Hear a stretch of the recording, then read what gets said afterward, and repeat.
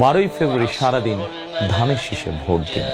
আমরা সবাই আগামী 12 তারিখ দাঁড়িপাল্লা এবং জোটের অপরাপর মার্কা যেখানে যেখানে আসে তাতে ভোট দিয়ে 11 দলীয় প্রার্থীদেরকে নির্বাচন করি। হাত পাকায় ভোট দিলে দুনিয়াতে শান্তি পাবেন, আখেরাতে মুক্তি পাবেন।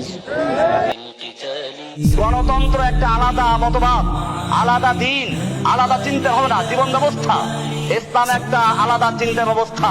গণতন্ত্রের মূল বক্তব্য সমস্ত ক্ষমতার উৎস জনগণ, আর ইসলামের মূল বক্তব্য সমস্ত ক্ষমতার উৎসকে। সূরা আলে ইমরানের 26 নম্বরে পরিষ্কার বলা আছে, কুলিল্লাহুম্মা মালিকাল মুলক, হে নবী আপনি জানিয়ে দিন, আল্লাহুম্মা মালিকাল মুলক, আল্লাহ তুমি সমস্ত ক্ষমতার উৎস।